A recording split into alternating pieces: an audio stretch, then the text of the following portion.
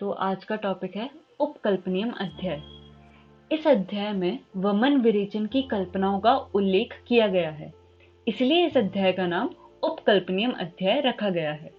Basically इसमें हम guidelines for hospital management and purification treatment के बारे में पढ़ेंगे। तो सबसे पहला टॉपिक आता है आतुरालय का वर्णन, विविध संभारों का संक्षेप में गणना। आतुरालय क्या होता है? वो घर या वो निवास स्थान या फिर बेसिकली वो हॉस्पिटल जहाँ पे आयुर्वेदिक ट्रीटमेंट हो। दृढ़म निवातम प्रवात एक देशम सुप्रविचारम अनुप्त्यकम। घर दृढ़ हो, निवास स्थान पर हो, घर में हवा आने के लिए एक झरोका हो। जो वो हॉस्पिटल है वो वेल बिल्ट होना चाहिए, उसमें गुड वेंटिलेशन होनी चाहिए, एक झरोका होना चाहिए मतलब एक विंडो होनी चाहिए। सुप्रविचारम मतलब इतना चौड़ा कि रोगी उस घर में आराम पूर्वक चल फिर सकता हो, कंफर्टेबल मूविंग स्पेस हो रोगी के लिए। घर किसी पर्वत की तराई में ना हो। अनुप्त्यकम का मतलब होता है घर या तो किसी पर्वत की तराई में ना हो या फिर बिग बिल्डिंग्स जो होती हैं उसकी तराई पर ना हो, उसके आसपास ना हो और पॉल्यूशन फ्री जगह पर हो। तो एक क्वेश्चन ये भी बनता है कि आतुरालय का वर्णन किधर किया गया है?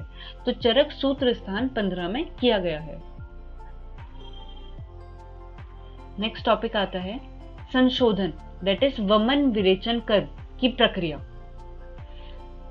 संशोधन से पूर्व स्नेहन स्वेदन कर लें। संशोधन से पहले मतलब वमन विरेचन कराने से पहले हमें स्नेहन स्वेदन करवाना चाहिए। स्नेहन स्वेदन करते समय यदि रोगी को शारीरिक या मानसिक कोई तीव्र रोग आ जाए, कोई भी बीमारी उत्पन्न हो जाए, तो पहले उसकी चिकित्सा करते हैं, डायरेक्ट वमन विरेचन कर्म पर नहीं आते हैं। रोग शांत हो जाए तो जितने दिन में चिकित्सा संपन्न हुई उतने ही समय तक प्रतीक्षा कर उसी के अनुकूल चिकित्सा आदि कार्य करना चाहिए। अब हमने वो रोग शांत कर दिया, तो जितने दिन हमने रोग को शांत करने में लगाया उतने ही दिन और वेट करके उसी के अनुकूल चिकित्सा हमें करनी चाहिए। उसके बाद संशोधन कर्म कराना चाहिए। सर्वप्रथम वमन कराया जाता है। वमन विरेचन में से सबसे पहले वमन कराया जाता है, वो हम बताएंगे आगे क्यों कराया जाता है। वमन कर्म, जब शारीरिक या मानसिक तीव्र व्याधि शांत हो जाए तब वमन कर्म कराना चाहिए। रोगी स्वस्थ हो जाए मतलब जो स्नेहन स्वेदन से हमें रोग उत्पन्न हुए अगर बाय चांस, तो वो अगर स्वस्थ हो जाए तब हमें वमन कर्म कराना चाहिए। स्नेहन स्वेदन उचित रूप से हो जाए। सुप्रजीर्ण भक्तम मतलब पहले का खाया हुआ अन्न अच्छी प्रकार पच गया हो। अगर ना पचा हो तो गलानी व कोष्ठ में विबंधता आ जाती है। मतलब हमें वमन कर्म तब कराना चाहिए जब हमारा खाना खाया हुआ, रात को खाना खाया हुआ पच जाए तब। अगर ऐसा हम ना करें तो हमें गलानी व कोष्ठ में विबंधता जैसे सिम्टम्स दिखाई देते हैं। उसे मधु, मुलेठी, सेंधा नमक, रब से युक्त मदन फल का कषाय क्वाथ की मात्रा पिलाएं, जिससे वमन होता है। मात्रा अंतनक मुष्टि मतलब एक मुट्ठी मात्रा होनी चाहिए इनकी। औषध पीने का समय या वमन का समय क्या है? प्रातः काल। प्रातः काल है और खाना पचने के बाद, रात का खाना जीर्ण हो जाने के बाद। सौदव और मधु कफ को गीला कर या छिन्न कर बाहर निकाल देते हैं।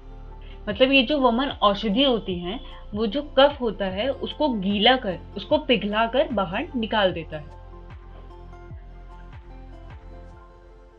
सर्वप्रथम वमन क्यों? सबसे पहले वमन क्यों कराते हैं, विरेचन क्यों नहीं कराते? विरेचन द्रव्य प्रयोग अगर हम पहले करें तो कफ नीचे ग्रहणी में चला जाता है।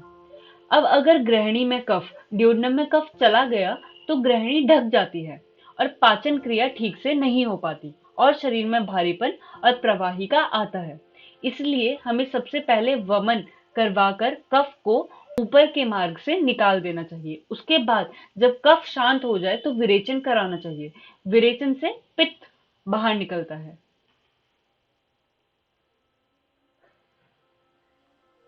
मदन फल के कषाय की मात्रा च प्रति पुरुषम पेक्षित व्ययानी भवंती। कषाय की मात्रा तथा सभी संशोधन औषधियों की मात्रा का प्रमाण प्रत्येक पुरुष के बल तथा कोष्ठ के आधार पर अलग अलग होता है। मतलब हम मदन फल के कषाय की एक प्रॉपर अमाउंट डिसाइड नहीं कर सकते कि इतना देना है। वो डिपेंड करेगा कि जो रोगी है, जो पेशेंट है, उसका बल कितना है, उसमें पावर कितनी है और उसका कोष्ठ कैसा है, मृदु कोष्ठ है, क्रूर कोष्ठ है। इन सब के आधार पर हमें मदन फल के कषाय की मात्रा डिसाइड करनी होती है। जितनी मात्रा से उसका दोष बाहर निकल जाए और कोई हानि ना हो, इतनी मात्रा होनी चाहिए जिससे उसके दोष बाहर निकल जाए और उसको कोई डिजीज भी ना हो। वमन कर्म की मुख्य विधि। वमन कर्म करवाया कैसे जाता है? वमन द्रव्य विधि पूर्वक पिला देने के बाद 1 मुहूर्त तक प्रतीक्षा करें।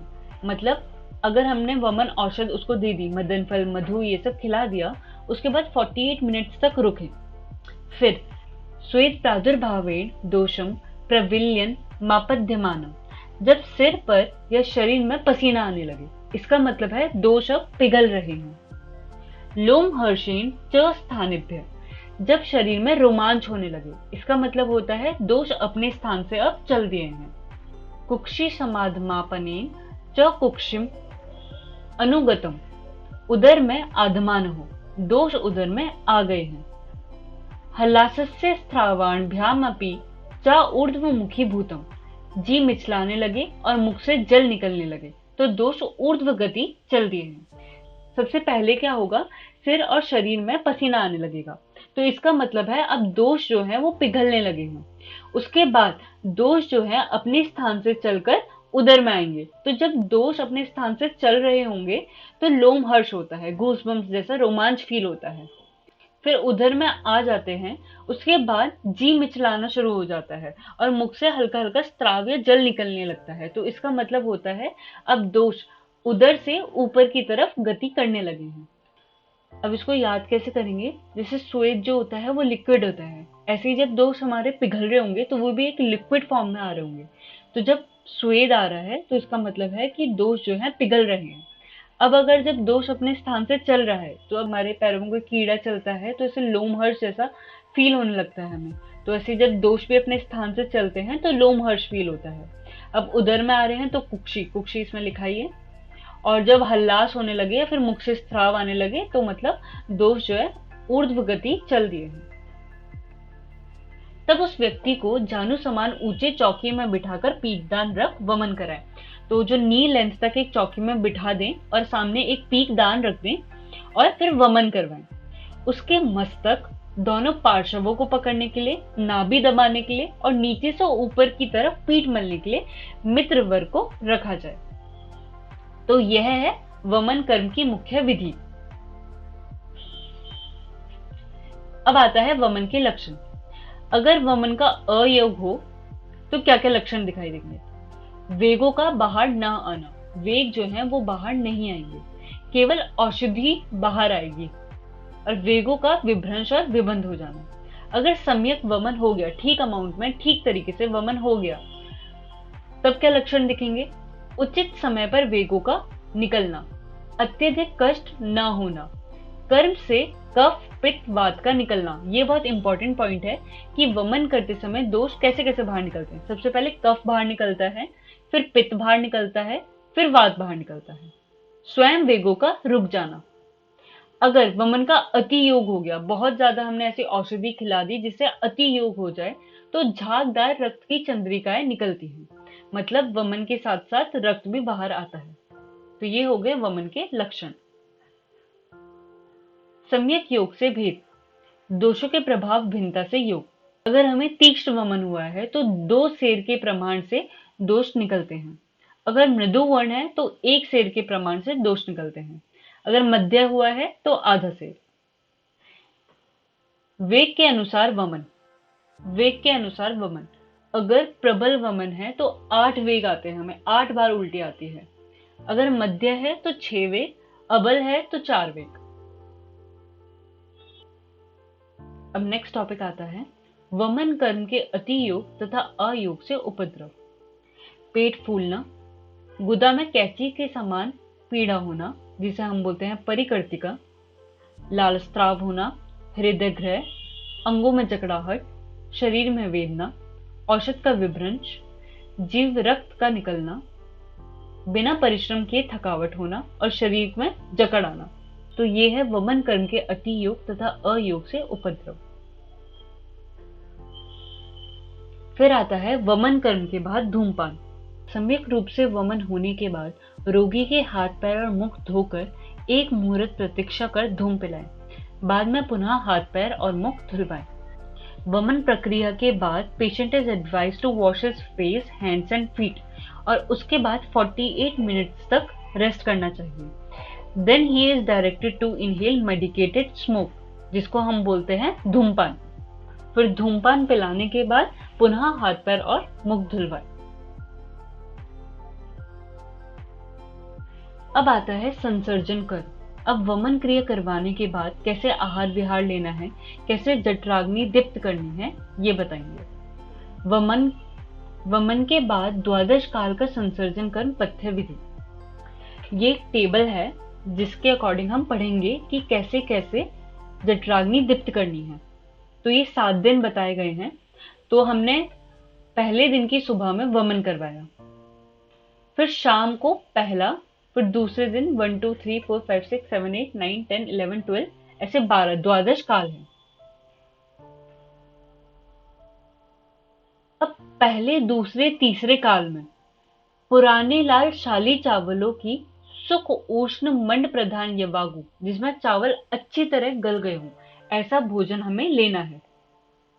ये जो यवागु होगा वो बहुत ज्यादा थिन होना चाहिए। और फिर चौथे, पांचवें, छठे दिन लाल पुराने शाली चावलों की अच्छी प्रकार से सिद्ध की हुई विलेपी, जिसमें स्नेह और नमक बिल्कुल ना डाला गया हो या अल्प हो, और अनुपान में गर्म जल, ऐसा आहार और अनुपान हमें लेना चाहिए चौथे, पांचवें और छठे दिन। 7वें, 8वें, 9वें दिन भात को स्नेह एवं नमक युक्त मूंग के पतले यूज से खिलाए और अनुपान में गर्म जल दें। Small quantity of unctuous substance और सॉल्ट हमें रखना है। 10वें, 11वें, 12वें दिन लाव, गवरैया आदि के मांस रस, जिसे जल तथा नमक से संस्कृत किया गया हो, उसके साथ भात खिलाएं। फिर 10वें, 11वें, 12वें के दिन हमें ये खिलाने के बाद 12वें के अगले दिन के बाद जो मर्जी, जैसा मर्जी खाना खाना है, अपनी प्रकृति अनुसार, बल अनुसार वो हम खा सकते हैं। 7 दिन बाद स्वाभाविक भोजन पर आ जाएं। अब आता है प्रधान शुद्धि। अगर हमें प्रधान शुद्धि चाहिए हो तो हमें 12 अन्य काल फॉलो करने हैं 7 दिन तक। मध्य शुद्धि 8 अन्नकाल 5 दिन, अल्प शुद्धि 4 अन्नकाल और 3 दिन। अब आता है विरेचन। विरेचन के लिए निषोध त्रिवृत का प्रयोग हमें करना चाहिए। ये सर्वश्रेष्ठ द्रव्य है विरेचन के लिए। मात्रा कितनी होनी चाहिए इसकी? 1 तोले। परंतु व्यवहार में 1 से 3 माशा चूर्ण दिया जाता है। दोष, देश, काल आदि का विचार कर इस मात्रा का प्रयोग बताया है। वमन हो जाने पर विरेचन का प्रयोग 15 दिन के बाद करना चाहिए। पहले मनुष्य की जठराग्नि और शारीरिक बल दुर्बल रहने के कारण आपत्ति होने की संभावना अधिक रहती है। बाद में स्नेहन स्वेदन के गुण बीच में नष्ट हो जाते हैं। धूमपान निषेध होता है विरेचन पश्चात। संशोधन से लाभ क्या है? मलापहम रोग हरम बल वन प्रसादनम। ये बहुत इंपॉर्टेंट श्लोक है। इसका मतलब है शारीरिक दूषित वात, पित्त, कफ, मूत्र, पुरुष तथा मल को दूर करने वाली, रोगों को नष्ट करने वाली संशोधन औषधों को पीकर मनुष्य अधिक दिन तक उत्तम प्रकार की आयु का भोग करता है। तो ये क्या है? संशोधन से लाभ। तो ये हमारा चैप्टर खत्म हुआ। Thank you.